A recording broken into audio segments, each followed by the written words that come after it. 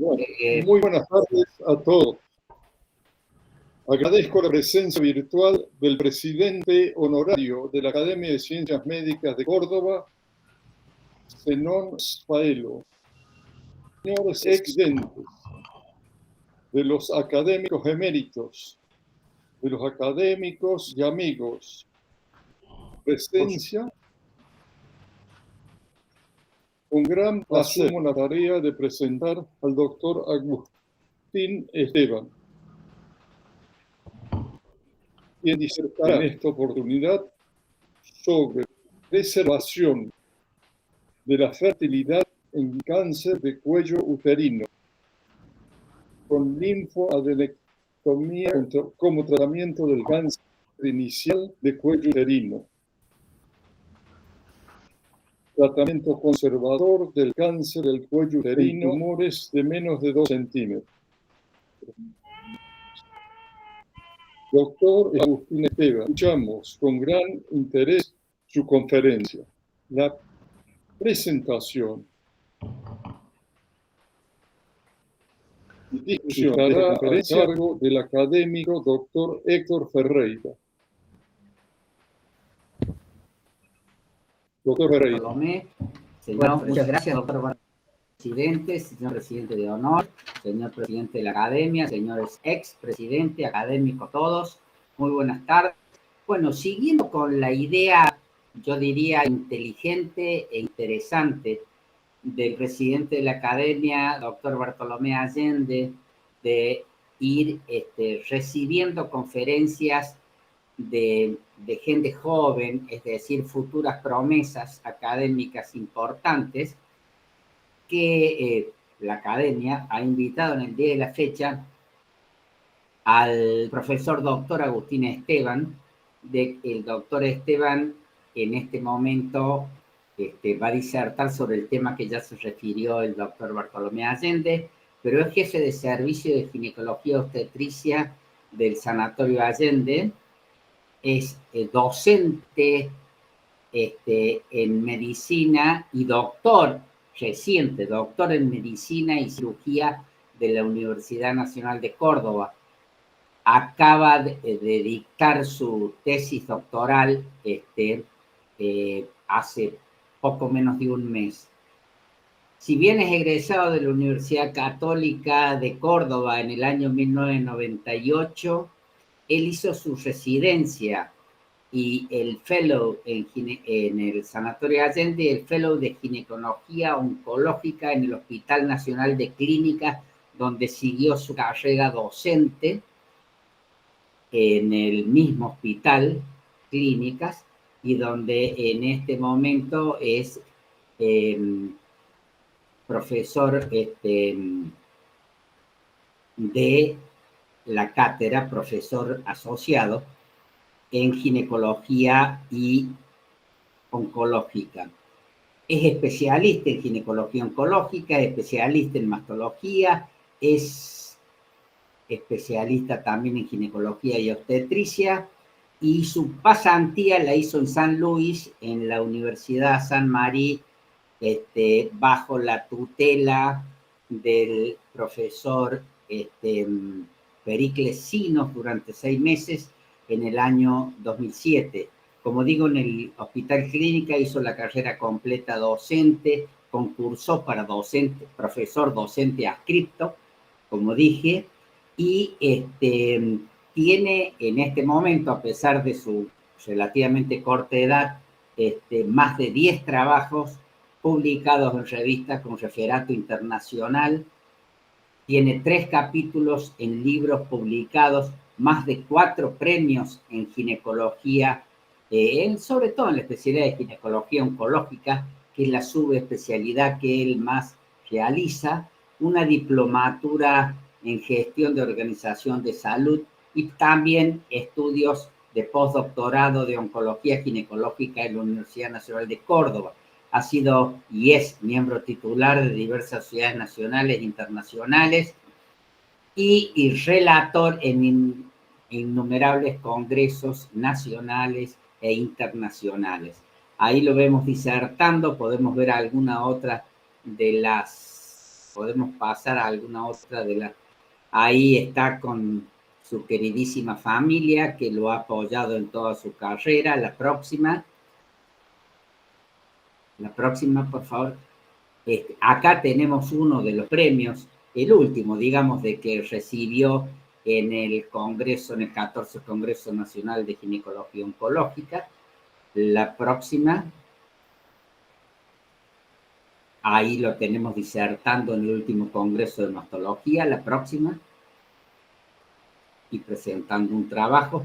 Es su familia, llamémosle íntima, con su mujer y sus hijos, que bueno, que lo sigue en forma muy importante en sus deportes, o sea, es un padre presente, que es una de las preguntas que nos hacemos muchos de los antiguos papás, que antes no se usaba tanto eso, y uno se arrepiente, aunque sea un poco tarde.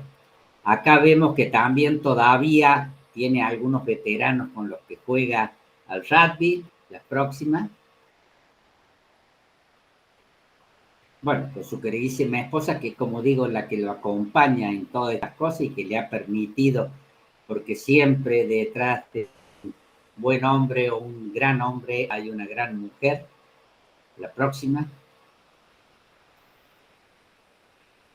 Bueno, el papá de él fue un importantísimo cirujano ginecológico de Córdoba, que bueno, fue el que le dio, digamos, el impulso para iniciar sus estudios en ginecología, y cuando terminó la residencia vino a hablar con nosotros para que lo ayudáramos en su formación, que con mucho gusto lo hemos hecho.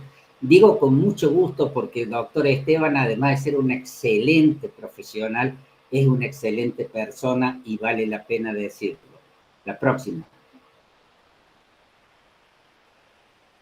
Bueno, y acá un poco los dos tutores que él tuvo, uno, imaginan quién es, y el otro, el profesor Periclesino, que también es miembro correspondiente internacional de nuestra academia.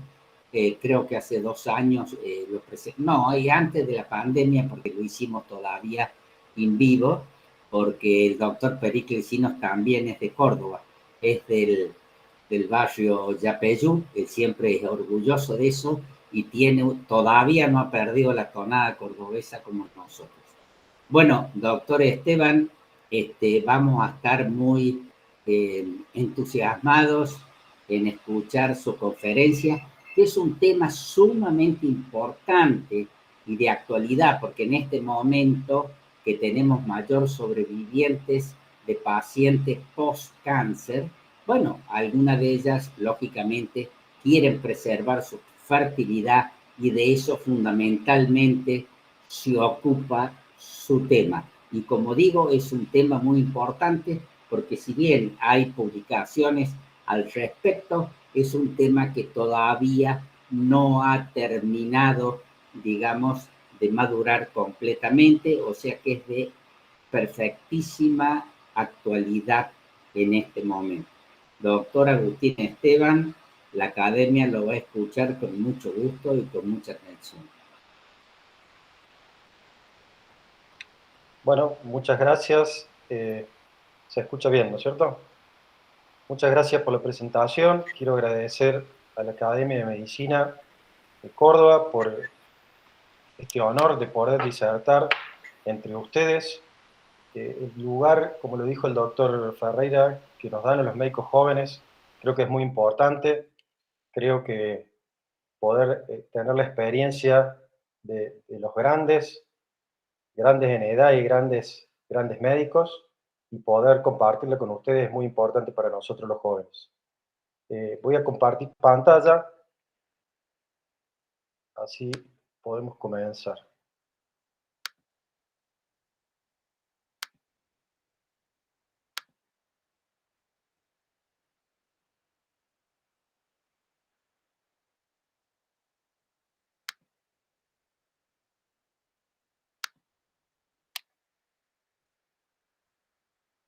Bueno, ¿se ve bien allí la presentación en la pantalla? Doctor, ponga a ocultar para que no se vea esa barrita. Ah, sí, perdón. Ahí Sí, está. perfecto. No, no dejar de compartir, sino ocultar. Sí.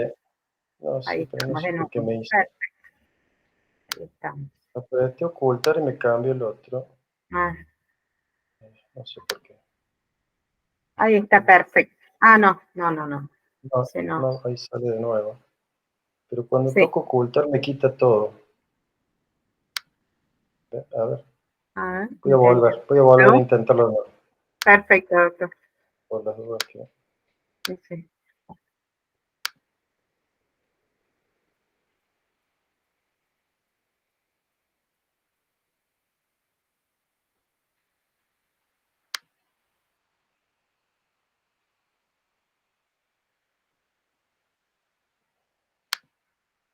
No, entonces,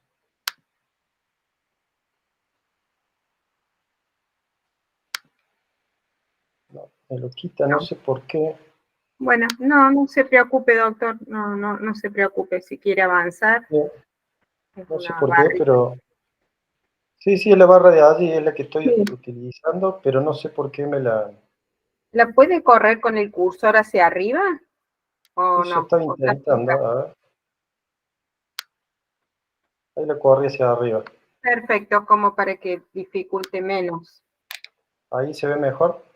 Sí, por lo menos. Perfecto, doctor. Perfecto. Bueno, como ya lo nombró el profesor Bartolomé y el doctor Ferreira, mi charla está relacionada con linfadenectomía como tratamiento del cáncer inicial de cuello uterino, tratamiento conservador del cáncer de cuello uterino en tumores iguales o menores de 2 centímetros. Hay que tener en cuenta eso porque ya vamos a ver por qué es tan importante el tamaño del tumor en este tema específicamente. Bueno, agradezco, como ya dije, a la academia por la invitación y me gustaría empezar antes con un poquito de historia, tanto la historia de la preservación de la fertilidad, que principalmente en la ginecología tuvo un gran auge a partir de los últimos años, entre la década del 80 y el 90, y de allí en adelante, en las últimas décadas, fue cada vez más fuerte, tanto a nivel internacional como a nivel local. Y tengo que ser sincero, en la Argentina, tanto en Buenos Aires, en el Hospital Italiano de Buenos Aires, como en Córdoba, principalmente de la mano del profesor Ferreira, que en ese momento era el titular de la cátedra, de la primera cátedra de ginecología de la Universidad Nacional de Córdoba, fue el primero que empezó a impulsar este tratamiento de tratar de preservar la fertilidad en el cáncer de cuello uterino. Y de la mano de un grupo de médicos jóvenes que estábamos en ese momento allí, el doctor Pecci, que hoy vive en el sur, fue uno de los impulsores donde empezamos a ver cosas en los congresos y le decíamos, profe, creo que esto lo podemos hacer. Y bueno, y así empieza un poco todo la historia, por eso pongo un poco de historia de la preservación de la fertilidad en cáncer de cuello uterino. Y después, bueno, la cátedra tiene experiencia también en otros cánceres ginecológicos, pero en el cuello uterino fue donde empezamos y donde más auge tuvimos con todo esto. Como introducción tenemos que decir que el cáncer de cuello uterino es el cuarto cáncer más común en mujeres en todo el mundo. Es el segundo en los países de bajos y medianos ingresos. Es una causa importantísima de morbilidad y mortalidad por cáncer. En el año 2020, Globocan eh, publicó 600.000 casos nuevos y 342.000 muertes en todo el mundo relacionadas a cáncer de cuello uterino. Más del 85% de estos casos ocurren en países de bajos recursos. Otra cosa muy importante que vamos a tener en cuenta. Bueno, aquí podemos mostrar un poquito cómo después del cáncer de mama, el número de nuevos casos en el año 2000, Globocan muestra que después del cáncer de mama, el cáncer colorectal, viene el cáncer de cuello uterino en la Argentina y podemos ver que en incidencia en azul y en mortalidad vemos que ocupa el quinto lugar dentro de todos los cánceres, tanto femeninos como masculinos, y que tiene una incidencia muy importante y una mortalidad importante también. Estos números son a nivel de todo el mundo. El virus del papiloma humano, el HPV, es una causa necesaria, pero no suficiente para la aparición del cáncer de cuello uterino. Hay otros cofactores importantes, donde se incluyen algunas enfermedades de transmisión sexual, VIH, clamidias, el tabaquismo, la multiparidad, las múltiples parejas sexuales y el uso prolongado de anticonceptivos orales. El cáncer de cuello se considera casi completamente evitable mediante las medidas de prevención. La prevención primaria, con la vacuna, que ha ido cada vez siendo más importante, y con la prevención secundaria, de hace muchísimo tiempo, que son los métodos de screening, donde tenemos principalmente la citología oncológica con el test de Papa Nicolau. El 44% de las mujeres en países de bajos y medianos recursos se habían realizado pruebas de detección y más del 60% en países de ingresos altos. O sea que ya tenemos una gran diferencia entre países de bajos recursos y países de altos recursos. Y los programas de vacunación contra el HPV pueden reducir la incidencia a largo plazo de cáncer de cuello uterino y eso está totalmente demostrado en la actualidad. Casi el 40% de las mujeres con cáncer de cuello son diagnosticadas entre las edades entre los 20 y los 44 años. La histerectomía radical más linfadenectomía pélvica, la extracción de los ganglios pélvicos o la radioterapia son las terapias estándares para pacientes en etapas tempranas con cáncer de cuello uterino, pero claro, resultan de una pérdida definitiva de la fertilidad, tanto con la cirugía radical como con la radioterapia. Las mujeres tienden a retrasar el nacimiento de su primer hijo en la actualidad y esto ha incrementado el número de pacientes con cáncer de cuello uterino que desean mantener la fertilidad. Habíamos dicho que la incidencia iba entre los 20 y los 44 años y este retraso en la posibilidad de embarazarse o de querer embarazarse por diferentes situaciones hace que suceda esta circunstancia de mujeres sin paridad y que presentan a veces un cáncer de cuello uterino. Las opciones que existen para preservar la fertilidad solo se ofrecen obviamente en pacientes con estadios iniciales, porque en estadios avanzados no se puede utilizar, y obviamente que tengan la necesidad o el deseo de una fertilidad futura.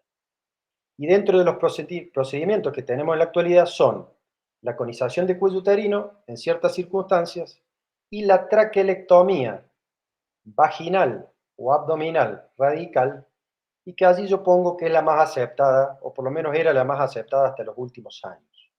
¿En qué consiste la traquelectomía? Ya lo voy a explicar más adelante, pero es la extirpación del cuello del útero con los tejidos laterales llamados parametrios y una porción de la vagina, y la reanastomosis del resto de vagina con el cuerpo uterino. Y de esa forma poder preservar el cuerpo uterino para una fertilidad futura. En 2010, la traquelectomía radical se confirma estándar porque demuestra tasas de supervivencia de un 98%, más de un 98%, con una recaída del 4,5% o menos, que son similares al procedimiento radical estándar que era la histerectomía radical, con la extirpación completa del útero, el cuello del útero, los parametrios y parte de la vagina.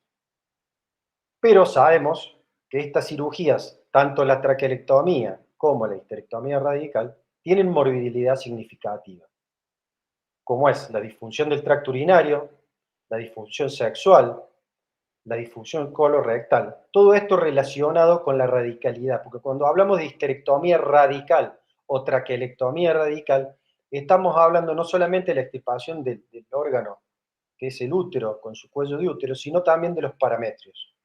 Y por los parametrios pasan los uréteres, pasan los plexos pélvicos autonómicos, nerviosos, y pasan también los vasos y la irrigación al útero.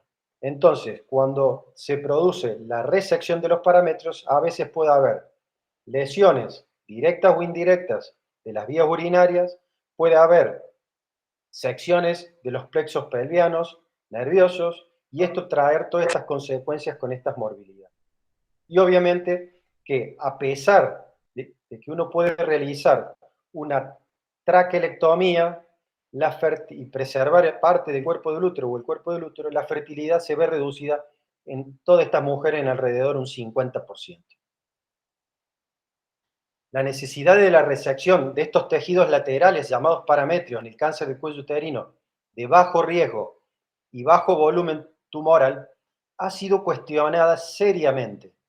El riesgo de infiltración de los parametrios de estos tejidos laterales en mujeres con tumores menores de 2 centímetros se ha ido evaluando en trabajos retrospectivos que sería menor al 1%, y esto no justificaría sacar los parametrios con la morbilidad que tienen estos pacientes en este grupo de tumores de pequeño tamaño y con ciertas características, ya vamos a ver, son de importancia. Varios autores cuestionan la necesidad, entonces, de sacar estos parametrios, de hacer la parametrectomía radical para pacientes con enfermedades en estadio 1 a 2 o estadios iniciales 1B1, que serían tumores menores de 2 centímetros, con ciertas características. Y consideran que la cirugía menos radical debe ser el nuevo estándar. Todo esto en series retrospectivas. El estándar hasta hace poco tiempo era el estadio 1 a 1, sin infiltración linfovascular, o sea, quiere decir que el tumor no se disemina o no se ve desde el punto de vista anatomopatológico que tenga infiltración ni vascular ni linfática en la zona donde está el tumor. En esos pacientes, la conización de cuello uterino sin linfadenectomía es suficiente.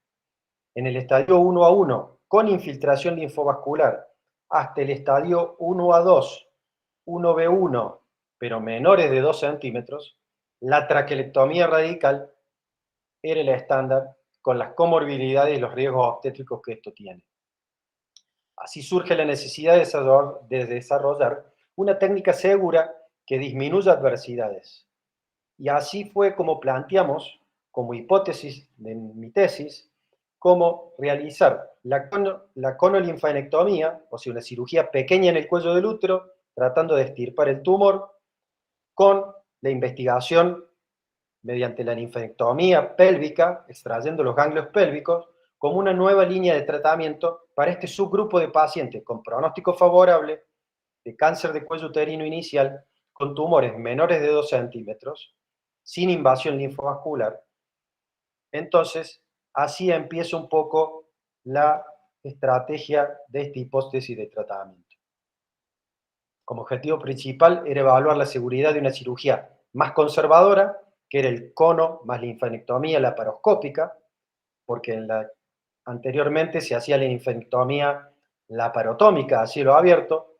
Lo bueno de la laparoscopía es que genera un montón de beneficios a los pacientes, menos agresión, entonces se podía hacer tranquilamente por vía laparoscópica en pacientes con cáncer cervical en estadio 1A, 2 o 1B1, tumores menores o iguales a 2 centímetros, con datos pronósticos de evolución favorable, y estos pacientes fueron todos atendidos en el Sanatorio Allende entre un periodo de 2015 a 2017.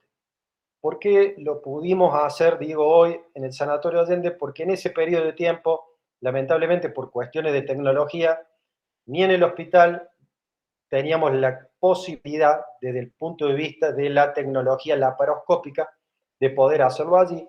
Por ende, tratamos de vehiculizar, y gracias a un montón de beneficios que nos pudo dar el Sanatorio Allende, pudimos tratar a estos pacientes allí para poder brindarles esta cirugía con la tecnología adecuada.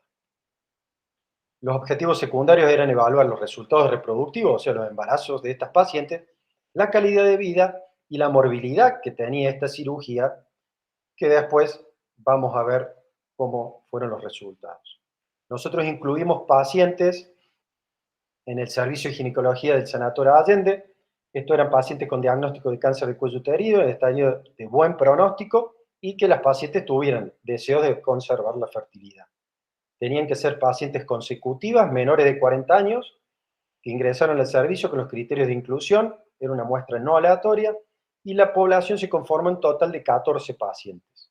El periodo fue entre enero de 2015 al 31 de diciembre del año 2017. Los criterios de inclusión, que esto es muy importante, eran cáncer cervical epidermoide o adenocarcinoma de cuello uterino, de grado 1 o 2, confirmado histológicamente, estadio 1 a 2 al estadio 1B1 menor de 2 centímetros de FIGO, de la clasificación de FIGO. Diámetro del tumor menor o igual a 2 centímetros por examen físico, por imágenes, principalmente resonancia magnética, y histológicamente. Tenía que tener ausencia de invasión linfovascular en el resultado de la biopsia de la conización y menos de 10 milímetros de invasión del estroma, o sea, de la profundidad del cuello del útero. Porque no es solamente el tamaño del tumor, sino también en su profundidad. Y los márgenes debían ser negativos, lo mismo que los ganglios explorados por vía laparoscópica. Las pacientes con deseo de futuro de fertilidad, por supuesto, y todas las pacientes firmaron un consentimiento informado. Como criterios de exclusión, obviamente que los tumores neuroendocrinos de células claras y los sarcomatosos, que son de muy mal pronóstico, no estaban incluidos, y las pacientes que no cumplieran con todos estos criterios de inclusión. Muchas fueron las variables de estudio, pero principalmente el estadio FIGO, el subtipo histológico, la presencia de positivos o negativos los ganglios, el tiempo quirúrgico en minutos, la profundidad de invasión del miometrio en milímetros, el tamaño del tumor, el tiempo de seguimiento, si hubo o no recurrencias, muy importante para el punto de vista de seguridad oncológica, si hubo o no embarazos, porque el objetivo principal era poder ver si estas pacientes se embarazaban, la morbilidad con pérdida sanguínea, con estadía hospitalaria o con la necesidad de transfusiones, y las complicaciones intra o postoperatorias de estos pacientes. Todas las pacientes requirieron una conización cervical y un curetaje del endocervix para poder tener seguridad que lo que quedaba de cuello uterino y principalmente en el canal endocervical no hubiera enfermedad. Se marca, cuando uno hace la conización, yo voy a mostrar un pequeño video para que lo entiendan, se marca en hora 12 con un punto de referencia para que el patólogo tenga cómo orientar la pieza, y en el primer momento hacemos un estudio macroscópico donde podemos evaluar bien cómo, qué márgenes visuales tenemos de la lesión que estamos extirpando. Luego se procede a una electrocoagulación del lecho cervical, un correcto control de hemostasia, y posterior a ello se realiza la linfadenectomía por vía laparoscópica. Aquí les voy a mostrar una parte del video donde aquí se está viendo ya la paciente en posición realizando la conización. Ustedes ven que se extrae una porción del cuello del útero. Allí se está dando el punto de referencia para que el patólogo lo pueda orientar después. Y nosotros hacemos un primer estudio macroscópico. Ahí hemos abierto la moneda que hemos retirado del cuello uterino y podemos observar, y ahí se va a ver mucho más claro, cómo la lesión está con márgenes libres, no se ve tumor en la parte posterior, que contacta contra lo que ya queda del cuello uterino, y allí se comienza a hacer la electrocoagulación. Y posterior a ello empezamos con la linfadenectomía. Esto no lo voy a mostrar mucho porque es muy técnico, pero se realiza una linfadenectomía completa. Allí estamos utilizando por vía laparoscópica energía bipolar y una energía que es un bipolar avanzado, la pinza que está más posterior, que se llama energía de armónico, que la verdad que nos posibilita hacer una cirugía muy limpia, con muy poca presencia de sangre y con una correcta disección de los tejidos. Bueno, esto dura un poquito más, pero no es importante. Toda la región pelviana, incluyendo las regiones ilíacas externas, ilíacas internas y obturatrices, donde realizamos la extracción de todos los ganglios. Bueno, como resultados, nosotros tuvimos que del análisis de los 14 pacientes se pudo obtener que durante el periodo del estudio de casos, el de mayor prevalencia y donde más pacientes incluimos fue en el año 2017, seguido del 2015 y el 2016. Una edad media de los pacientes de 32 años, con una mínima de 23 y un máximo de 38 años. Esta es la distribución de la muestra según los años de ingreso. 9 pacientes, el 64% de los pacientes que incluimos fue en 2017 y después el resto fue entre 2015 y 2016. Aquí podemos ver que el 86% fueron tumores epidermoides y un 14% adenocarcinoma, que es más o menos, obviamente, lo que uno puede encontrar en cualquier bibliografía. La mayor incidencia es del cáncer epidermoide y el adenocarcinoma está en un 10 o un 15%. La distribución según estadios, FIGO, donde el 64% eran estadios 1B1, obviamente todos los tumores estos eran menores de 2 centímetros, y un 36% de estadios 1A2. Cabe aclarar que los estadios 1A2 son tumores microscópicos que solo lo vamos a ver cuando realizamos una conización, porque a simple vista no lo vamos a poder evaluar tan fácilmente. Esta fue la distribución según la estadía hospitalaria, donde tuvimos pacientes que todos estuvieron menos de 2 días internados, donde tuvimos un tiempo quirúrgico de aproximadamente 2 horas 20, 2 horas 25 de media, con una pérdida sanguínea muy pequeña y casi que no le trae ningún trastorno al paciente. Como les decía, gracias a la tecnología y a esta nueva energía bipolar y energía bipolar avanzada que utilizamos en la actualidad, principalmente la disección PENC. Los ganglios extirpados, una media de 9, casi 10 ganglios, y esta fue la distribución entre los diferentes estadios, pero iba de un mínimo de 7 ganglios a un máximo de 12 ganglios por paciente. El tamaño tumoral, esta es la distribución entre los epidermoides y los adenocarcinomas, donde vemos que todas eran obviamente menores de 2 centímetros y que no hubo diferencia significativa entre el tamaño y el subtipo histológico. Aquí podemos observar otro parámetro que dije hace un rato. Lo más importante también no es solamente el tamaño, sino la profundidad de invasión, donde todos estos pacientes, aquí se ve a la izquierda según el estadio y según el tipo de subtipo histológico, eran todos menores de 10 milímetros, no tenían más de 10 milímetros de invasión del estroma. Tampoco era significativa la comparación entre ellos, ni entre el subtipo, ni entre el tipo histológico. Esto es lo mismo en forma gráfica, donde no hay diferencia entre ellos. Eso era el anterior era estadio 1A2, y esto es lo mismo en el estadio 1B1. Tampoco hubo diferencia significativa en la profundidad de invasión miometrial. Respecto a los resultados reproductivos, los embarazos, algo muy importante, 5 pacientes buscaron embarazo. 2 de ellas, el 40% lo consiguieron, y se destaca que ambas pacientes fueron de subtipo histológico epidermoide. Esto la verdad no tiene una explicación, pero bueno, se destaca porque así fue. Hoy, a la mañana, nos avisaron que hay una tercer paciente que está embarazada del grupo de todas estas pacientes, con 6 semanas confirmados por ecografía de embarazo y que por ahora viene todo bien. Como complicación hubo un linfocele, que esto está relacionado principalmente a la linfadenectomía y que tuvo una resolución espontánea. Esa fue la única complicación postquirúrgica. El tiempo de seguimiento de estas pacientes, bueno, durante el periodo de reclutamiento de las pacientes, que esto fue hasta el 31 de diciembre de 2017, el promedio fue de 18 meses. Pero todas estas pacientes nosotros las continuamos siguiendo y todas las pacientes cumplieron con un mínimo de 30 meses, que es lo que se estima en este tipo de tumores de poder hacer como mínimo el seguimiento de 30 meses, porque es el periodo donde pueden aparecer la mayor incidencia de recurrencias.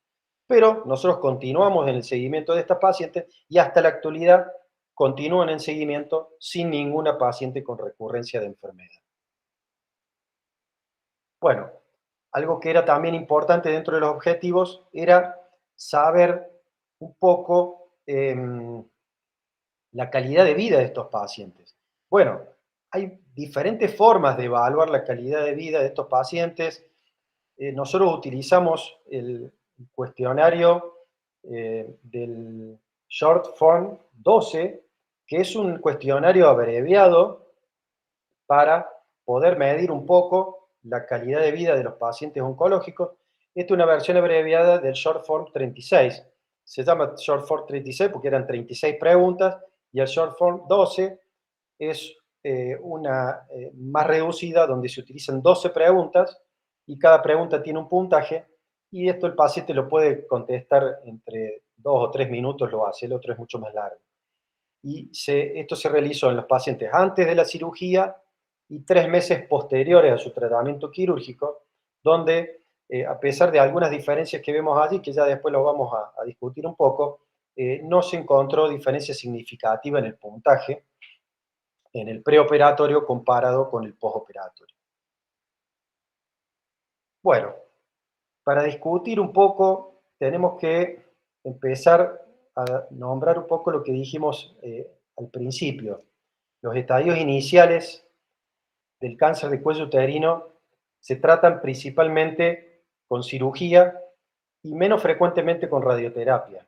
Esto depende del estadio tumoral, depende en ocasiones de la preferencia del médico o también de la situación del paciente o la preferencia del paciente. Históricamente, este tratamiento quirúrgico implicaba una histerectomía radical con la extirpación del útero, los ovarios. A veces, otras veces no era necesario extirpar los ovarios, eso depende de la edad del paciente. Los parametrios, que son estos tejidos laterales al cuello uterino, y parte de la porción más cercana al cuello del útero, que es el mango vaginal, con la disección completa de los ganglios pélvicos.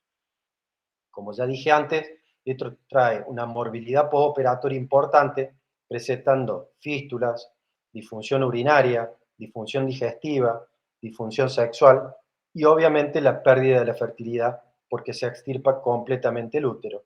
Y esto no hay otra solución. Lo mismo pasa si el paciente es tratado con radioterapia. Aquí podemos ver cómo la sobrevida global de los pacientes con cáncer de cuello uterino en estadios iniciales tratados con cirugía o con radioterapia, la sobrevida es la misma. Por ende, hay una preferencia generalmente por el tratamiento quirúrgico en los estadios iniciales, pero en aquellas pacientes o en aquellas decisiones donde se puede optar por la radioterapia, los resultados desde el punto de vista de sobrevida son los mismos. Aquí un poco para mostrar cómo debemos extirpar. En amarillo está el útero, con el cuello del útero, parte superior de la vagina, y al costado están los parametrios. Entonces, la histerectomía radical extirpa útero, parametrios y mango vaginal. A veces extirpamos también los ovarios y las trompas, pero en mujeres jóvenes no sería 100% necesario. Pero como dijimos antes, esta extirpación de los tejidos laterales del cuello del útero por la lesión de los plexos nerviosos que pasan por el parametrio, por a veces la lesión de las vías urinarias que son los uréteres que pasan por el parametrio y por la extirpación completa del útero, estos pacientes tienen más morbilidad, presencia de fístulas, disfunción urinaria, digestiva sexual y la pérdida de la fertilidad, como dijimos. Ahora, la otra opción, que en los años 90 empieza a tener su auge, es la traquelectomía radical. Y ahí en ese esquema yo quiero mostrar donde esta traquelectomía extirpa el cuello del útero, del istmo hacia abajo, preservando el cuerpo uterino por arriba, y parte de la porción más cercana al cuello del útero de la vagina, llamado manguito vaginal, junto con los tejidos laterales al cuello del útero, llamados parametrios. Entonces, ¿qué pasa con estos pacientes? Conservan potencialmente la fertilidad, pero también tienen la posibilidad de morbilidad, porque esto está dado por la resección de los parametrios, con las lesiones de los plexos nerviosos, con las posibles lesiones de las vías urinarias, y esto trae la presencia también en las pacientes con traquelectomía radical de fístulas, difensiones urinarias, disfunciones digestivas y sexuales. Pero conservamos potencialmente la fertilidad.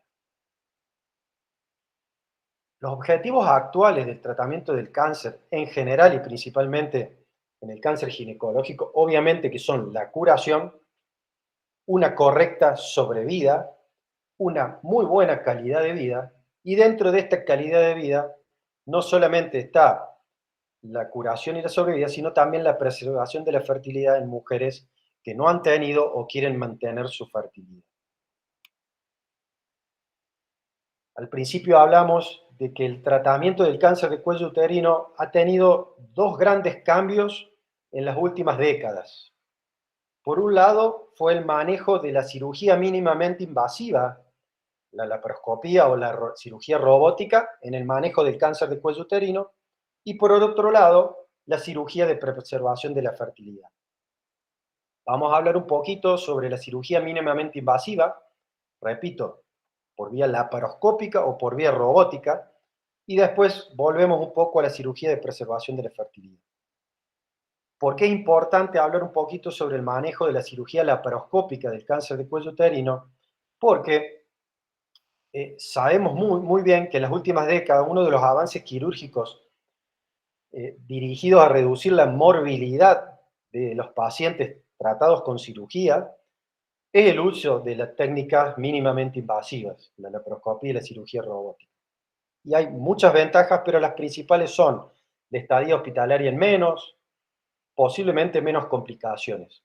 Hay muchísimos trabajos sobre cirugía mínimamente invasiva y cáncer de cuello uterino, pero bueno, yo pongo este metaanálisis que evaluó 26 estudios retrospectivos donde investigó y comparó la histerectomía radical abdominal, la histerectomía radical laparoscópica y la histerectomía radical robótica en 4.000 pacientes con cáncer de cuello uterino en estadios iniciales y comparó los resultados intra y postoperatorios.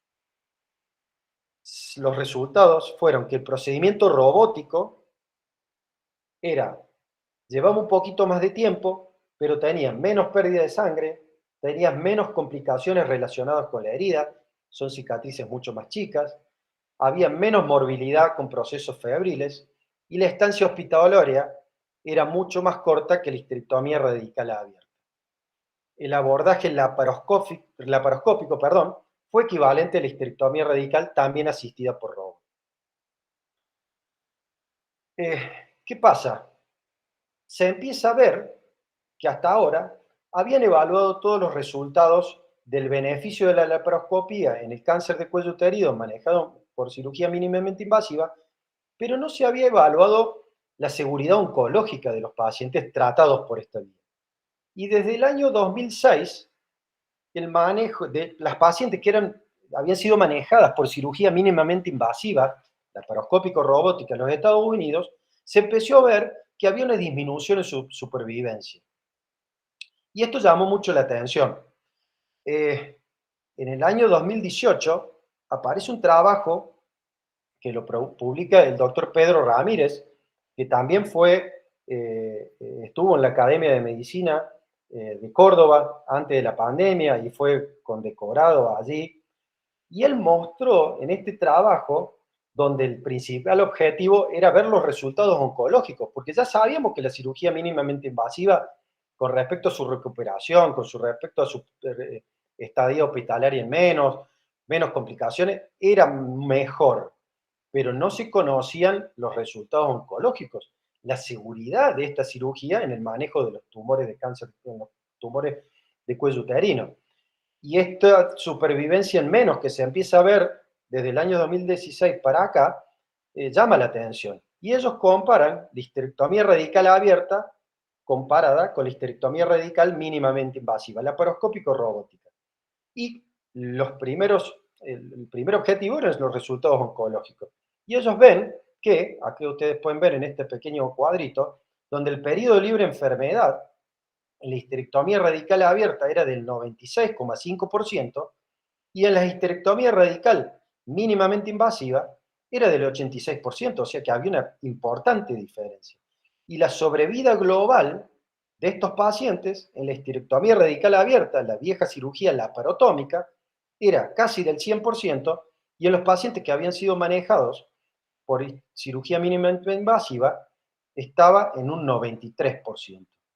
Y esto empieza a hacer una revolución. Ustedes ven que el número de recurrencias, ellos compararon 300 pacientes con cirugía abierta, esto fue un prospectivo, contra 300 pacientes con cirugía mínimamente invasiva, y en la cirugía abierta hubo solo 7 recurrencias, y en la cirugía mínimamente invasiva casi 30 recurrencias. Esto fue tan importante que cambia a partir del año 2018 y todas las recomendaciones a nivel del manejo quirúrgico del cáncer del cuello uterino, suspenden el manejo de la cirugía mínimamente invasiva para estos pacientes y se vuelve a la clásica cirugía de Warthen-Mace, abierta, laparotómica, por los resultados que había encontrado el doctor Pedro Ramírez del MD Anderson. ¿Qué pasa? La curación en estos objetivos que hablamos del cáncer no se cumplía, la sobrevida era peor, obviamente había una peor calidad de vida y no se podía realizar este tipo de cirugías mínimamente invasivas porque no cumplía con los objetivos actuales del tratamiento del cáncer. Por lo tanto, se suspende el manejo quirúrgico con la cirugía mínimamente invasiva de los cánceres de cuello uterino iniciales y se vuelve a la cirugía tradicional. Bueno, actualmente el tratamiento es individualizado. Esto depende del deseo de mantener la fertilidad y de reducir la morbilidad, que hablábamos de las parametrectomías.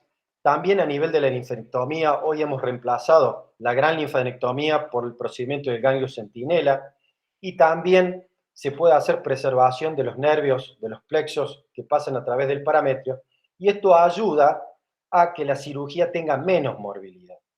Pero todas estas modificaciones se han ido dando en los últimos 20 años. Hasta acá vimos que la cirugía que creíamos que era la panacea, la robótica, la cirugía mínimamente invasiva, en este tipo de pacientes con tumores de cáncer de cuello uterino no se podía utilizar y se empieza a analizar con respecto a la preservación de la fertilidad. Y bueno, la discusión era buscar una variante terapéutica que ofreciera posibilidad de gestación futura, seguridad comparable con la estándar y que no nos pasara lo que pasaba con la cirugía laparoscópica mínimamente invasiva robótica y que tuviera una morbilidad y complicaciones aceptables. Hace un ratito lo nombramos, pero las opciones preservadoras de fertilidad en cáncer de cuello uterino son la traquelectomía radical más linfadenectomía pélvica o ganglio centinela actualmente, que puede ser por vía vaginal, puede ser abdominal, podía ser abierta, laparoscópico robótica. Hoy la laparoscópica robótica, por todos estos resultados que hubo en la histerectomía radical, están con mucha discusión y todavía no ha habido un trabajo y va a ser difícil que logremos, desde el punto de vista ético, un trabajo que pueda dar respuesta a esto. Otra opción es la conización y la conización más linfadenectomía o ganglio centinela, que es nuestro enfoque y ya vamos a ver el porqué. La primer traquelectomía la hace el profesor Dargent en Francia en el año 1987. Fue llamada la cirugía de Dargent. Era una modificación de la cirugía radical por vía vaginal, la histerectomía radical, y el doctor Dargent describe que se podía tratar el cáncer de cervix en estadios tempranos y se podía preservar la función reproductiva. Esto era todo a través de vía vaginal, se extirpaba el cuello del útero, por debajo del istmo del cuello del útero, y porción de los parametrios y porción de mango vaginal. Todo por vía vaginal y después por vía laparoscópica el profesor Dargent hacía la linfadenectomía para saber la situación de los ganglios. Estos eran los criterios de inclusión. No los voy a nombrar a todos, pero son similares a lo que nombramos ya en nuestro trabajo, donde son tumores menores de 2 centímetros, donde tenían que ser pacientes candidatos a una cirugía vaginal por una cuestión de poder hacer una correcta extirpación, que tuvieron largo de cuello uterino de más de 2 centímetros desde el punto de vista clínico, que no tuvieron un body mass index muy elevado el paciente porque iba a ser complicado para poder manejar, que estuviera dentro de los estadios FIGO 1A1 hasta el estadio 1A2, 1A2, 1B1 menor de 2 centímetros, como nombramos antes. Bueno, si cumplía todos estos criterios, esa paciente podía someterse a una traquelectomía vaginal. Hubo muchísimas publicaciones. Esta es una de las más importantes en el año 2011.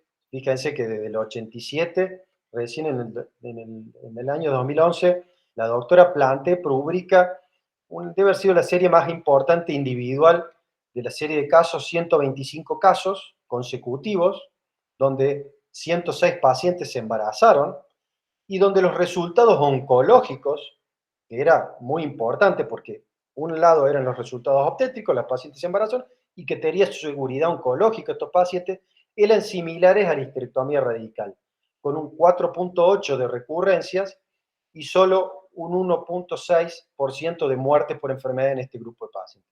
Así como la doctora Plante, hubo muchísimas publicaciones de histerectomía vaginal, de traquelectomía radical vaginal con resultados oncológicos seguros y obstétricos también.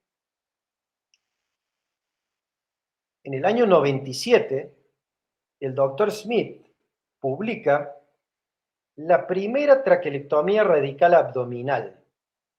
Hasta ahora todo era por vía vaginal. Después, en el año 97, o sea, 10 años después que del doctor Dargent, el doctor Smith publica que esta traquelectomía se podía hacer por vía abdominal. ¿Qué pasa? La experiencia en el mundo de los cirujanos ginecólogos con respecto a las técnicas vaginales comparado con las técnicas abdominales quirúrgicas, el entrenamiento ha sido mucho más importante por vía abdominal. Y esto llevó a tratar de ver si esta cirugía se podía hacer por vía abdominal, porque en el mundo la experiencia con cirugía abierta era mucho más importante. El doctor Smith publica su primer caso en el año 97 y después de allí también empieza a haber grandes cambios y muchas publicaciones demostrando que la traquelectomía radical abdominal podía ser una opción segura desde el punto de vista oncológico y con una seguridad y un buen resultado obstétrico. Esta es una de las publicaciones con 101 pacientes con traquelectomías abdominales radicales con 28 embarazos y nacimientos. Esto fue publicado en el año 2012, pero hubo muchísimos trabajos publicados por vía abdominal. Y esto también lleva a que, la traquelectomía radical abdominal fuera un estándar. Tal fue así, y yo al principio les dije que en nuestra cátedra empezamos, o fuimos uno de los primeros en la Argentina para empezar a hacer esta técnica, que en el año 2013, junto con el grupo de cirujanos del Hospital Italiano de Buenos Aires, la cátedra, con el doctor Ferreira a la cabeza y el doctor Testa en ese momento, jefe de servicio del Hospital Italiano, publicamos la serie de casos de la serie en conjunto, con 23 procedimientos, 3 nacidos vivos por cesárea, con poquitas recurrencias, 2 recurrencias y una muerte, de este grupo de pacientes, y así como esto, en el mundo fue cada vez aumentando la cantidad de pacientes tratadas y pudiendo hacer la preservación de la fertilidad desde el punto de vista con una buena seguridad oncológica. ¿Qué pasa? Se empieza a ver, y este es el primer estudio del doctor Kinney, que dice la extensión de la radicalidad, o sea, de sacar los parámetros, sea en una histerectomía radical o sea en una traquelectomía, podía ser menos importante en un subgrupo de tumores. No todas las pacientes necesitaban sacarle el parámetro. Y de esa forma disminuir las morbilidades que ya nombramos varias veces antes. El doctor Kinney hace un trabajo retrospectivo donde evalúan histerectomías radicales con tumores menores de 2 centímetros que no tuvieran invasión del espacio linfovascular, estos tumores, y querían demostrar cuál era el grado de afectación de los parámetros en este grupo de tumores. Ellos hacen un análisis retrospectivo, como decía, desde 1956 a 1985, estudian 387 pacientes con tumores de cuello uterino, y en un subgrupo de 83 pacientes, o sea, el 21% de esa muestra, eran tumores menores de 2 centímetros de diámetro, sin invasión linfovascular. Y ellos encontraron un grupo de pacientes, ninguna paciente tenía compromiso de los parámetros. Entonces dicen, y estas pacientes tenían 97,6% de sobrevida a 5 años, entonces ellos dicen, che, la extirpación de paramétros, subgrupo de pacientes, ¿para qué le estamos sacando el paramétro si ninguna tiene compromiso de ello y todas vivieron casi el 100% después de 5 años? Este fue el primer estudio donde empieza a hacer un razonamiento de para qué sacar el parámetro. Otros estudios. Este es otro estudio donde también se analizan 300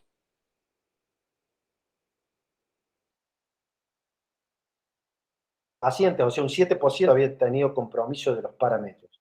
Pero de estas 350 pacientes, un subgrupo de 125 pacientes que tenían tumores menores de 2 centímetros, sin infiltración linfovascular, y sus ganglios en la linfanectomía eran negativos, el compromiso del paciente era del 0%.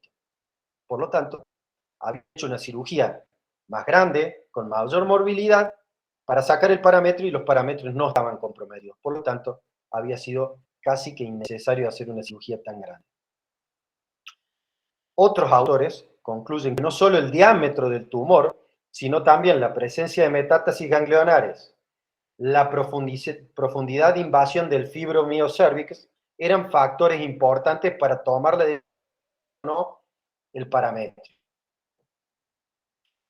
Entonces la pregunta era, ¿para qué vamos a hacer? ¿Por qué no podemos ser menos radicales? ¿Para qué vamos a sacar el parámetro?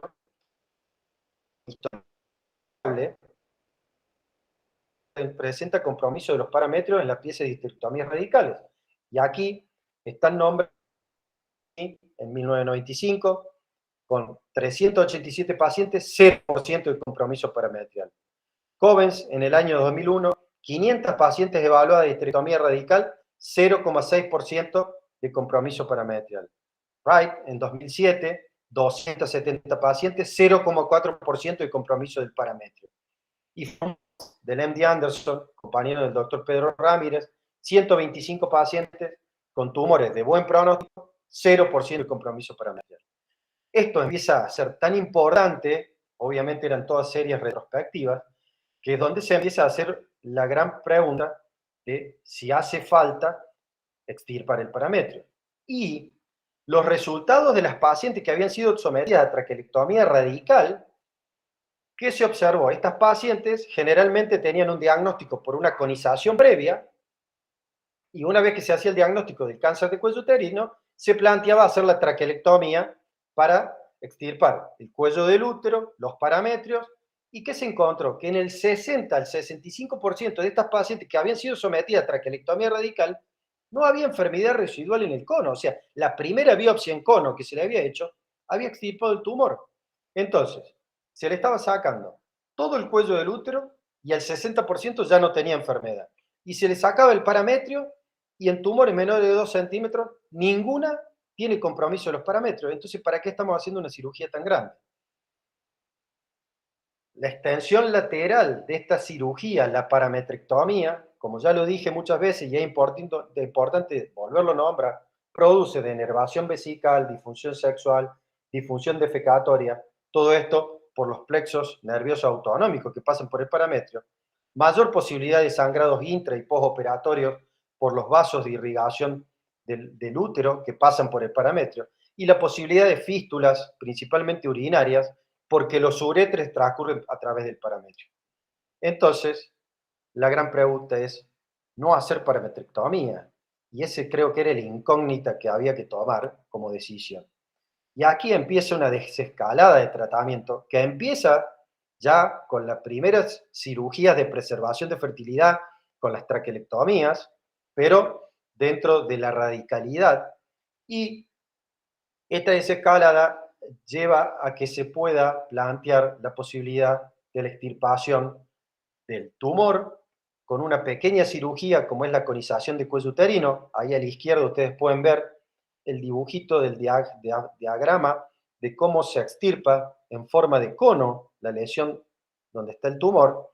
Al centro una imagen en forma frontal y con la información ganglionar con la extirpación por vía laparoscópica. Entonces, con una pequeña cirugía en cono, con una extirpación de los ganglios linfáticos, que puede ser linfanectomía o en la actualidad el ganglio centinela, nosotros teníamos la extirpación del tumor, la información necesaria para ver si ese tumor y qué características tenía, y la información ganglionar, porque dijimos que no solamente el tamaño de los 2 centímetros, sino también la infiltración del fibromiocervix en su profundidad del tumor y la presencia de ganglios negativos llevan a suponer que no es necesario extirpar en estos pacientes los paramétricos.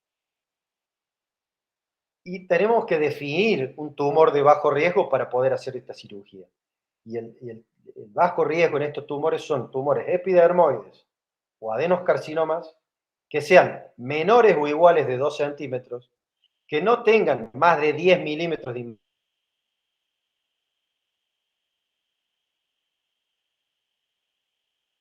tumor, infiltración linfovascular.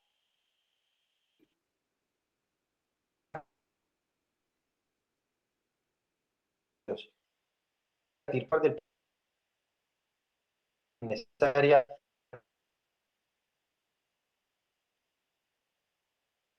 de esta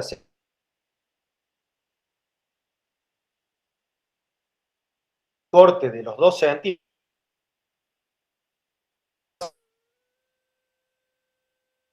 La clase. Doctor, se le entrecorta el audio. Allí.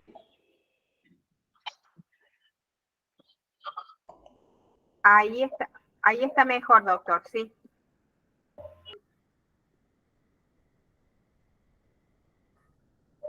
Se muteó ahora, doctor. No, quedó la imagen congelada, doctor. Esteban, si quiere, puede apagar el video por ahí, esos ayudan bastante.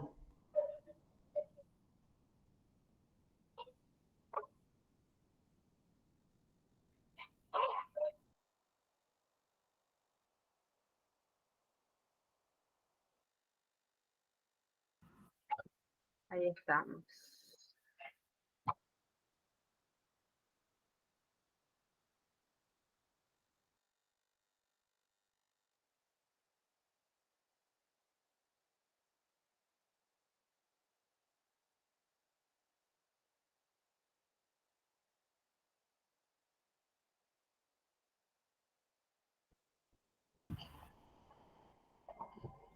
Hoy lo llamo el doctor Sandrita. Sí, sí.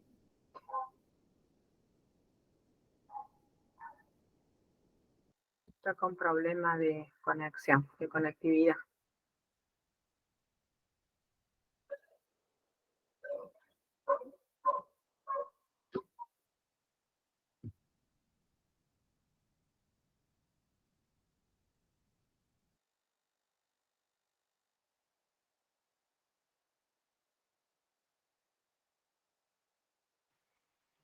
¿Se escucha?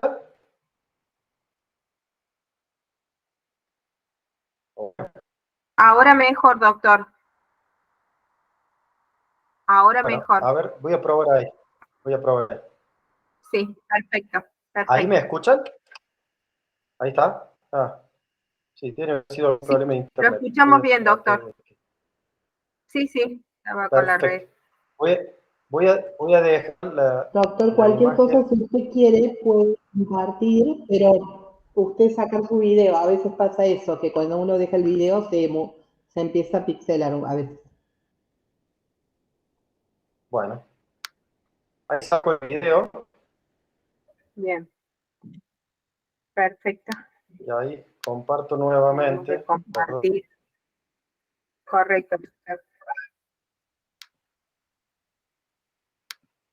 Ahí vuelvo a la presentación. Gracias. ¿Me escuchan, no es cierto? Sí, se escucha perfecto, doctor. Bueno, perfecto. Bueno, como les decía,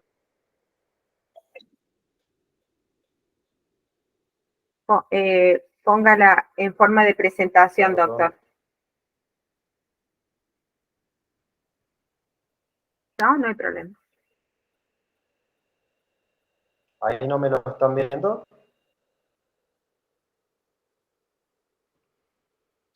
No completa, doctor. No completa, no como recién.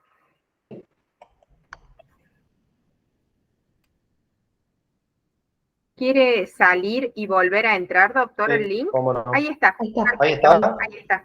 Excelente. Ahí está, doctor, ¿eh? Sí, sí, ya lo arregló, ¿Sí? doctor. Decía que falta Sí, doctor, elemental. ok. Bueno,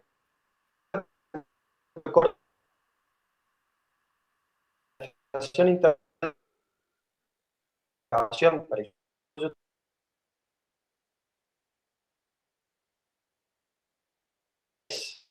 y en el Continúa con la misma dificultad, doctor. Está entrecortado. bueno, Doctor, ¿me permite bueno, sugerirle de salir y volver a entrar? sí, Gracias. sí, cómo Mejor, no. sí, sí. Claro. Bien. Un segundo. Hola, buenas tardes a todos.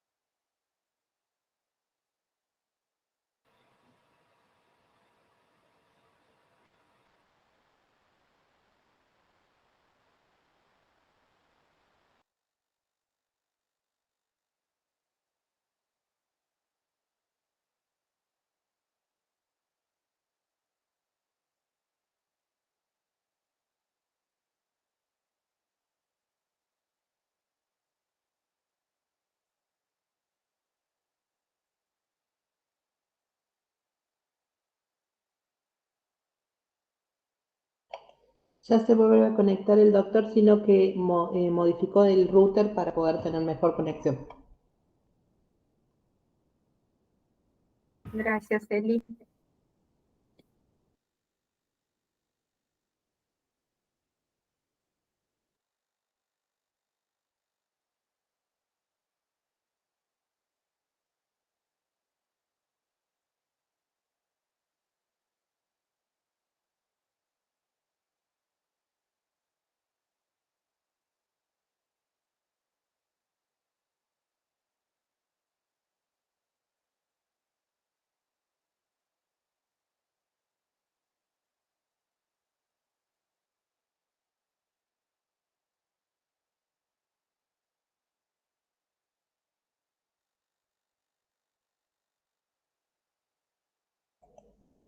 Ahí se une el doctor.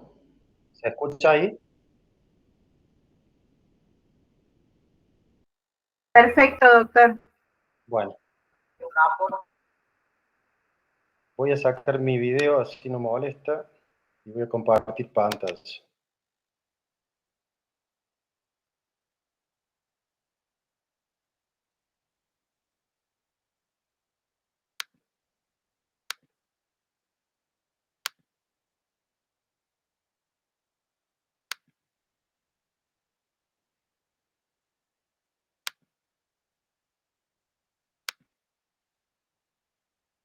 ¿Allí se ve?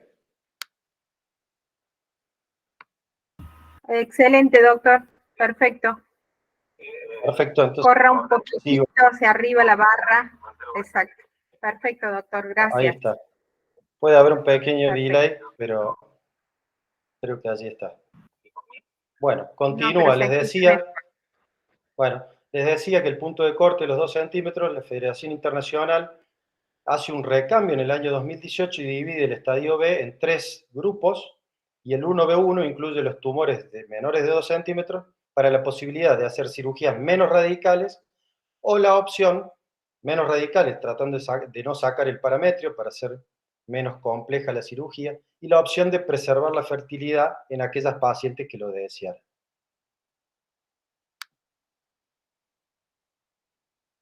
Con respecto a las complicaciones, los pacientes con estos tratamientos y más las sometidas a traquelectomía, además de los riesgos obstétricos y de las lesiones de los parametrios, también podían presentar estenosis cervical, esto dado y llevaba a una amenorrea secundaria y a un trastorno de infertilidad que obviamente nos traía otra complicación más.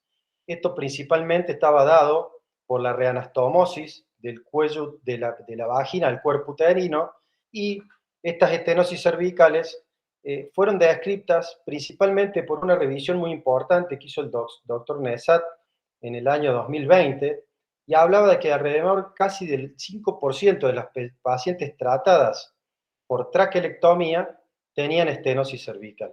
Nosotros en los casos de conización de cuello uterino no tuvimos ningún caso de estenosis cervical, pero sí en nuestra experiencia de traquelectomía, con tres pacientes donde tuvieron estenosis cervical, y es bastante complejo el manejo de estas pacientes.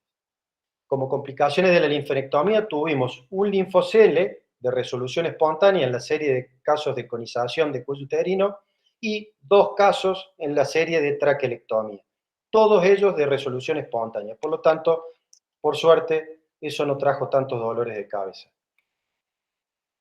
Las complicaciones, como les nombraba, la estenosis, aquí está el ejemplo donde se hace en la traquelectomía la anastomosis, la unión de la vagina con el cuerpo del útero. En algunas situaciones dejábamos cerclaje cervical para que no se produciera una incompetencia de la porción mínima de cuello uterino que quedaba en las traquelectomías. Y a la foto de la derecha de su pantalla pueden ver una estenosis cervical marcada. Aquí les voy a mostrar un pequeño video con una paciente donde allí se está objetivando la estenosis. Esta es una paciente tratada por traquelectomía, y nosotros describimos una técnica donde extraemos con una técnica la porción estenótica del cuello del útero. Allí van a ver cómo sacamos esa porción, y es como un tapón que uno saca, y allí empieza a fluir la hematometra, o sea, la colección de sangre dentro del útero por la estenosis y el cierre que tenía esa paciente. Y luego le colocamos un tutor, que en este caso una sonda Foley, que se deja 3 o 4 semanas para tratar de evitar que se vuelva a producir la estenosis. Pero a veces se puede volver a producir, y este es un dolor de cabeza, porque a pesar de que uno logró hacer una preservación de fertilidad en una cirugía oncológica, esto trae el problema de que la paciente no se va a poder embarazar. La otra gran discusión era si esto era seguro oncológicamente. Pasó con la cirugía laparoscópica y mínimamente invasiva. Se pensaba que era bárbaro, que era la panacea, pero la seguridad oncológica no existió y se tuvo que suspender. Nosotros, como referimos antes, a 30 meses de seguimiento postoperatorio no hubo ninguna recurrencia ni muertes, y aún hoy, a 60 meses de este grupo de pacientes de conización y linfectomía, todas las pacientes siguen vivas. Por lo tanto, además de obtener una buena técnica de preservación de fertilidad era segura oncológicamente. Y aquí viene el primer trabajo que se publica el año 2021, donde es el primer trabajo prospectivo que demuestra la seguridad oncológica en la conización, en este grupo de pacientes similar a la experiencia nuestra. Este es un trabajo que lo publica la doctora Kathleen Smiller del MD Anderson, junto con un grupo de varios médicos de Latinoamérica, el doctor Pareja, el doctor Blanco, porque ¿qué le pasaba a la gente de Estados Unidos? Necesitaban casos de cáncer de cuello uterino y ellos no tenían tanta casuística, entonces hicieron un multicéntrico donde incluyeron pacientes, 100 pacientes, que fueron sometidas con tumores de buen pronóstico, como ya dijimos, menores de 2 centímetros, sin infiltración linfovascular, etc. Y ellos vieron a un grupo que quería preservar la fertilidad, se le hizo conización y extirpación de ganglios centinela.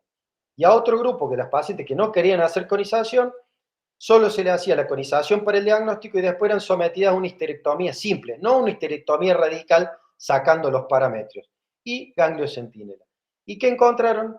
Que solamente un 2,4% en el grupo de pacientes de cono más ganglios centinela o más linfectomía, similar a nuestra experiencia, y un grupo que, como no quería preservar la fertilidad, solo le hacían una histerectomía simple, sin tocar los parámetros, sin agredir los parámetros, y la extirpación de ganglios centinela, y tuvieron menos del 2,4% en el grupo de preservación de fertilidad y el 0% de recurrencias en este grupo de pacientes.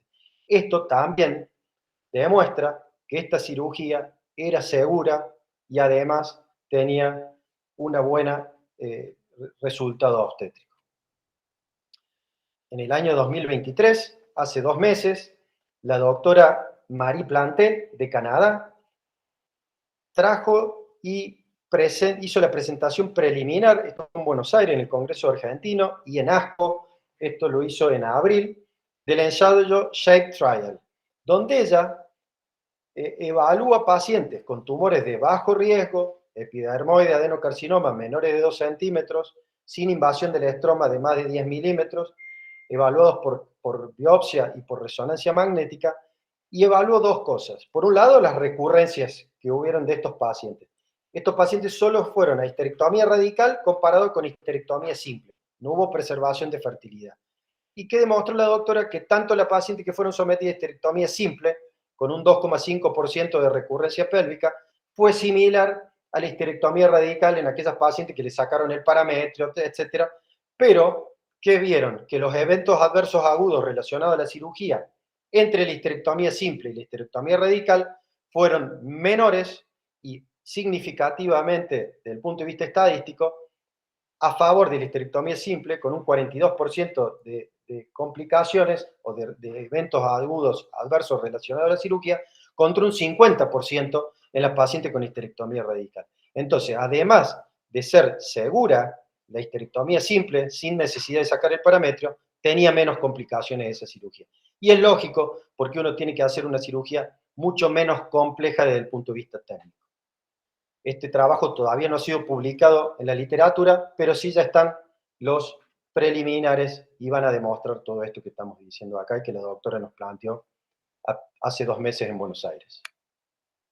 Con respecto a las complicaciones obstétricas, sabemos que un 10% de todos los nacidos vivos van a nacer prematuros, esto según la OMS. Y el 31% después de pacientes que han sido sometidas a técnicas de preservación de la fertilidad como las que estamos nombrando. Se pensó que la colocación de un cerclaje profiláctico en la traquelectomía podía dar beneficio, no lo evidenció, no hubo evidencia con esto. La medición del cuello residual después de la traquelectomía podría ser un factor pronóstico, porque aquellas que son medidos por ecografía y les queda más de 13 milímetros de cuello, tienen menos riesgo de tener parto prematuro en grupos de traquelectomía. Y aquellas que son medidos por resonancia magnética y que tienen menos de 10 milímetros de cuello residual, podrían tener más riesgo también de parto prematuro. Los biomarcadores tampoco demostraron en este grupo de pacientes que fueran una utilidad para poder predecir los partos prematuros en estas pacientes. Por lo tanto, en nuestras pacientes, ninguna presentó amenaza de parto prematuro en el grupo de pacientes que realizaron conización, ninguna tuvo parto prematuro, a ninguna se le realizó ni pruebas serológicas ni cerclaje preventivo. Creemos que esto estaría relacionado con que la conización produce una reducción mucho menos importante de la longitud cervical, comparado con la traquelectomía, que le extirpa casi todo el cuello del útero o en su totalidad. Por lo tanto, la conización sería algo favorable con respecto a estas complicaciones obstétricas. Nesat y colaboradores publican que solo el 40% de estas pacientes intentan concebir. Nosotros, de 14 pacientes, solo 5 buscaron embarazo. Alrededor de un 36%, similar a lo que dice la publicación de Nesat de un review que hizo en el año 2020. Esto no se sabe bien por qué, porque uno dice, bueno, yo le prometo a esta paciente poder preservar su fertilidad, se supone que después todas estas pacientes van a querer buscar embarazo, pero lamentablemente, o no, hay diferentes factores, se cree que esto podría estar relacionado con diferentes factores, como digo, pero solo el 40% quieren concebir. Sabemos que la vía de nacimiento, principalmente la elección es la cesárea, más en estos pacientes donde uno tiene que tener la seguridad del nacimiento. En traquelectomía es la recomendación sine qua non, porque uno no puede someter a un trabajo de parto a esa paciente donde ha tenido una anastomosis del cuerpo del útero con la vagina, pero en la conización está discutido si puede ser un parto o puede ser la cesárea, no hay evidencia ni para un lado ni para el otro. Sabemos que el porcentual de nacidos vivos por conización es el más alto en las series retrospectivas y en los metaanálisis del 86% con cirugías en cono, con traquelectomía abdominal y traquelectomía vaginal, un 65-63% aproximadamente. En nuestra casística, 5 pacientes buscaron embarazo, 2 lograron, 2 nacidos vivos y a término, y las 2 fueron por nacimiento de cesárea, un 40% del grupo de pacientes. Y como les dije hoy nos confirmaron que hay una tercera paciente embarazada dentro de este grupo de pacientes. Con respecto a la calidad de vida, se ha demostrado ampliamente que las diferentes opciones para preservar la fertilidad en mujeres con cáncer ginecológico son eficaces para mejorar la calidad de vida de estos pacientes. Hay dificultades para brindar el mejor consejo para estas pacientes. Algunas están relacionadas con el paciente, los recursos económicos, los prejuicios que tenga el paciente, la falta de apoyo adecuado, la ansiedad, la duda sobre todos estos tratamientos, y por otro lado, factores que están de la mano del médico, el conocimiento insuficiente sobre estas técnicas, faltas de estrategias de una correcta y específica comunicación. En la actualidad cada vez más son los médicos que ofrecen y visibilizan este problema y proporcionan la información a las pacientes para que puedan preservar la fertilidad o por lo menos que lo analicen. Por ello, solo el conocimiento de un médico experto permite ofrecer información adecuada y posibilidad de oír las dudas de estas mujeres para que tomen esa decisión. Se han desarrollado diferentes pautas, pero lo más importante es informar correctamente a las pacientes, mostrarles las opciones disponibles, y para esto el médico tiene que reconocer que es obligatorio dar consejo desde el punto de vista de la fertilidad. Para evaluar la calidad de vida, como les dije al principio, hay diferentes formas. Antes la evaluación estaba dado por indicadores bioquímicos, fisiológicos, anatómicos. Actualmente apunta a un completo bienestar físico, mental y social. Y para esto nosotros utilizamos el short form, el short form es un cuestionario donde la versión original constaba de 36 preguntas, la versión más abreviada son 12 preguntas, donde estas son las 12 preguntas que se le hacen al paciente, lo realizamos preoperatorio y 3 meses posterior al tratamiento, y pudimos ver que no hubo diferencias significativas desde el punto de vista de los puntajes, pero sí en 2 preguntas, tanto en la pregunta 4 como en la pregunta 9, en el preoperatorio fue bastante menor el resultado en su puntaje que en el postoperatorio. Y qué casualidad, cuando analizamos esas 2 preguntas, en la número 4 le preguntaban al paciente si hizo menos de lo que hubiera querido hacer, esto era antes de someterse a su tratamiento, pero ya con el diagnóstico, y la otra pregunta fue si se sintió calmado y tranquilo antes, con ya teniendo su diagnóstico, y en el posterior. Y qué casualidad que en esas dos preguntas sí hubo una diferencia, que no fue significativa, como les decía, pero que si uno analiza la pregunta en forma fina, esta técnica le ofreció al paciente, después de ser tratado, de que estuviera más tranquilo, más calmado y con una calidad de vida mejor seguramente. Como conclusión, tenemos que decir que la técnica es considerada segura y con resultados favorables. Presenta baja morbilidad intraoperatoria y postoperatoria, tiene buenos resultados obstétricos, similares a las otras técnicas de preservación, como es la traqueotomía radical. Además, podemos agregar que proporciona una opción para preservar la fertilidad en pacientes con cáncer de cuello. Técnica quirúrgica segura, de fácil aprendizaje, para manejar lesiones invasoras en estadios iniciales en pacientes que no han cumplido su deseo de fertilidad. Y cumple con los objetivos actuales oncológicos más importantes, que son la seguridad oncológica, la capacidad reproductiva y óptima calidad de vida de estos pacientes. Bueno, finalmente, para agradecer, muchas gracias y estoy a su disposición para alguna pregunta.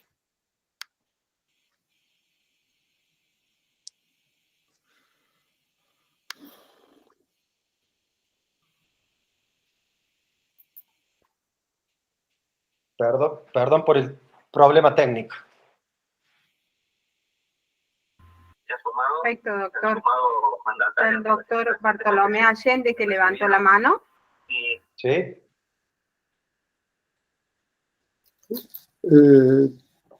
Doctor Esteban, yo no soy ginecólogo, o sea que la pregunta Sí. es muy simple. Pero, ¿qué controles usted considera que hoy, qué controles ginecológicos debe hacerse una mujer joven sana hoy? Y ampliando la pregunta, si se entera que está recién embarazada, ¿es suficiente el control obstétrico o necesitan control ginecológico? Yo dividiría la pregunta en dos.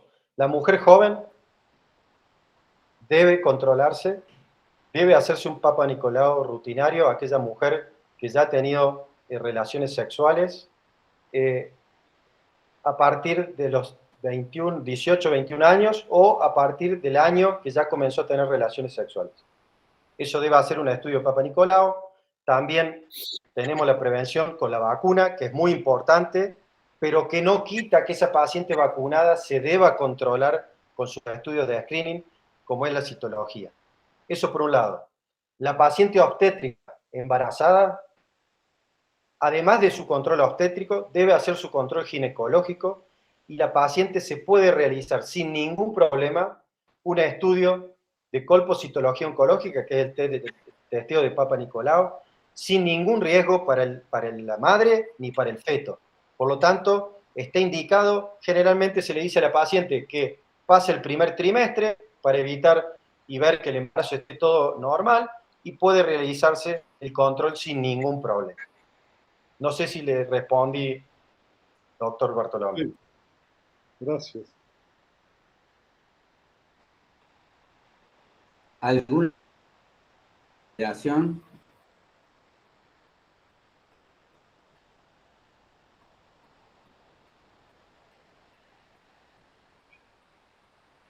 El doctor Beltramo. Sí, bueno, muy interesante, muy importante me pareció la presentación. No conozco mucho del tema, pero en toda su disertación y fundamentalmente al comienzo de la misma, usted, doctor Esteban, presenta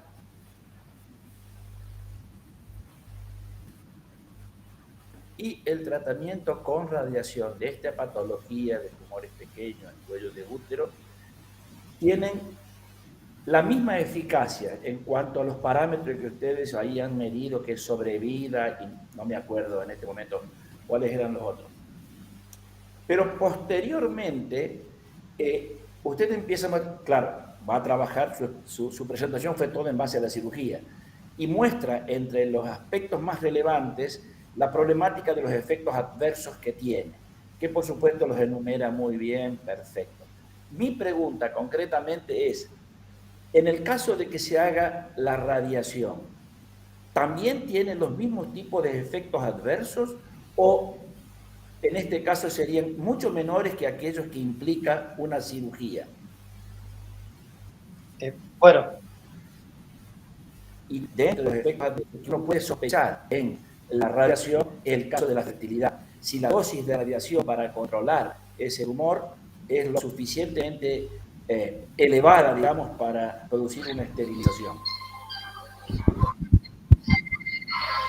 La tecla, doctor. Yo creo que ahí usted el mayor problema de la radioterapia para tratar un cáncer de cuello uterino es que lleva fertilidad al paciente. Entonces ya no podríamos hablar de preservación de fertilidad en pacientes tratadas desde el punto de vista de la radioterapia. Sí, con seguridad oncológica comparada con la histerectomía radical, o sea, extirpando el útero completamente, los parametrios completamente, pero obviamente ese paciente no va a poder ser candidato a preservación de fertilidad. Por lo tanto, las pacientes que uno quiera darle la opción de preservación de fertilidad no deberían recibir radioterapia. Nosotros tuvimos algunos casos de pacientes en la serie de traquelectomía que a pesar de que hicimos el intento, esas pacientes tuvieron tumores más grandes o tuvieron ganglios positivos y esas pacientes salieron de ese grupo. ¿Por qué? Porque tuvieron que recibir radioterapia y la radioterapia las esteriliza. No sé si le he contestado su pregunta. Sí, sí, sí, sí. La dosis radiante para tratar el cáncer de cuello... Tal vez no sean lo mismo. Tal vez sean más suaves los efectos adversos. Pero no, claramente hay otro... el denominador común es la esterilización en todos los tipos de terapia de radiaciones. Específicamente dirigida a ese lugar, digamos. Exactamente. En la parte de preservación de fertilidad sería imposible en pacientes tratados con radioterapia. No. La radioterapia tiene otras complicaciones, está relacionado también a la parte sexual de la paciente, a todo el problema de la castración, porque a veces el efecto de radioterapia sobre los ovarios también tiene su incidencia y ese paciente queda con un trastorno desde el punto de vista hormonal también y a veces son pacientes jóvenes. Pero principalmente en nuestro tema, que era preservar la fertilidad, el paciente que fue tratado con radioterapia pierde la fertilidad. Gracias, muy amable. Por nada.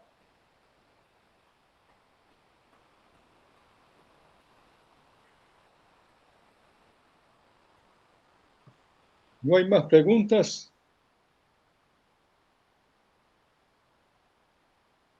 No, doctor. Bueno. Doctor Agustín Esteban, felicitaciones por su excelente conferencia sobre un tema de mucha actualidad en el tratamiento conservador del cáncer en mujeres jóvenes, donde se recalca la importancia del control del diagnóstico precoz, el enfoque multidisciplinario del tratamiento. Es un orgullo para la academia recibir a un destacado y recién doctorado médico. Necesitamos de la fuerza y entusiasmo de los jóvenes para el futuro de la academia, y este está en vuestras manos. Doctor Agustín Esteban, reciba en forma virtual este certificado que lo acredita como conferencista de la Academia de Ciencias Médicas de Córdoba. Muchas gracias y un fuerte abrazo a todos. Muchas gracias, doctor Bartolomé, y bueno, un saludo a todos y un honor haber estado presente ante ustedes. Gracias, buenas tardes. Buenas tardes. Buenas tardes. Buenas tardes a todos. Buenas tardes a todos, que estén muy bien. Gracias, adiós. Buenas tardes a todos, que le pasen muy bien.